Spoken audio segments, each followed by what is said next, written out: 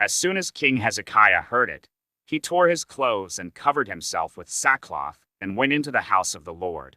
And he sent Eliakim, who was over the household, and Shebna the secretary, and the senior priests, covered with sackcloth, to the prophet Isaiah the son of Amoz. They said to him, Thus says Hezekiah, This day is a day of distress, of rebuke, and of disgrace. Children have come to the point of birth, and there is no strength to bring them forth. It may be that the Lord your God heard all the words of the Rabshakeh, whom his master the king of Assyria has sent to mock the living God, and will rebuke the words that the Lord your God has heard. Therefore lift up your prayer for the remnant that is left.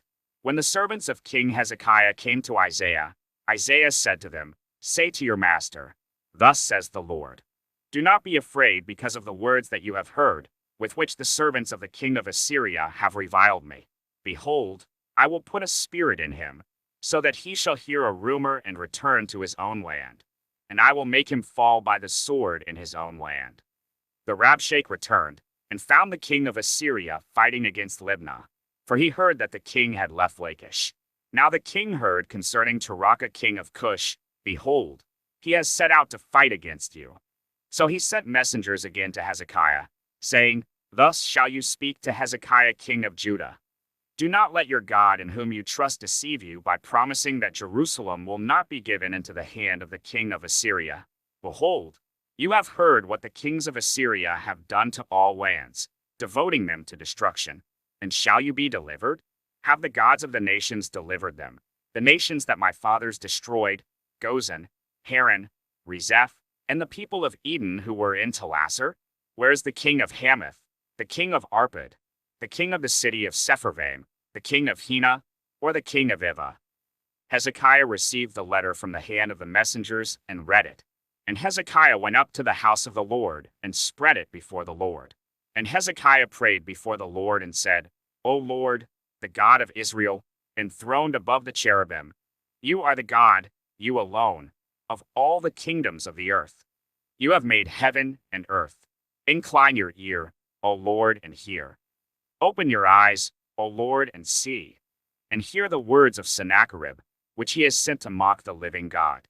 Truly, O Lord, the kings of Assyria have laid waste the nations and their lands, and have cast their gods into the fire. For they were not gods, but the work of men's hands, wood and stone. Therefore they were destroyed. So now, O Lord our God, save us, please, from his hand, that all the kingdoms of the earth may know that you, O Lord, are God alone. Then Isaiah the son of Amoz sent to Hezekiah, saying, Thus says the Lord, the God of Israel, Your prayer to me about Sennacherib king of Assyria I have heard. This is the word that the Lord has spoken concerning him.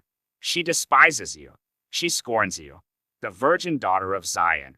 She wags her head behind you. The daughter of Jerusalem. Whom have you mocked and reviled? Against whom have you raised your voice, and lifted your eyes to the heights? Against the Holy One of Israel. By your messengers you have mocked the Lord.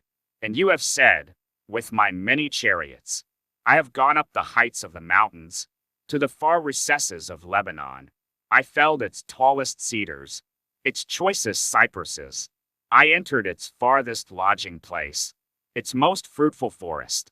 I dug wells, and drank foreign waters, and I dried up with the sole of my foot all the streams of Egypt. Have you not heard that I determined it long ago?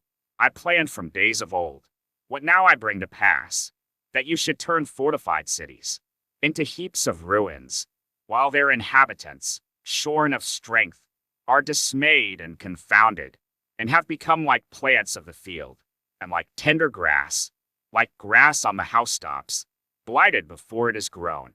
But I know you're sitting down, and you're going out and coming in, and you're raging against me, because you have raged against me, and your complacency has come into my ears. I will put my hook in your nose, and my bit in your mouth, and I will turn you back on the way by which you came, and this shall be the sign for you. This year eat what grows of itself, and in the second year what springs of the same. Then in the third year sow and reap and plant vineyards, and eat their fruit. And the surviving remnant of the house of Judah shall again take root downward and bear fruit upward. For out of Jerusalem shall go a remnant, and out of Mount Zion a band of survivors. The zeal of the Lord will do this. Therefore thus says the Lord concerning the king of Assyria, he shall not come into this city, or shoot an arrow there, or come before it with a shield, or cast up a siege mound against it. By the way that he came, by the same he shall return, and he shall not come into this city, declares the Lord. For I will defend this city to save it, for my own sake, and for the sake of my servant David. And that night the angel of the Lord went out, and struck down 185,000 in the camp of the Assyrians. And when people arose early in the morning, behold, these were all dead bodies. Then Sennacherib king of Assyria departed, and went home, and lived at Nineveh. And as he was worshipping in the house of Nisroch his god, Adramelech and Sharezer, his sons, struck him down with the sword, and escaped into the land of Ararat. And Esarhaddon his son reigned in his place.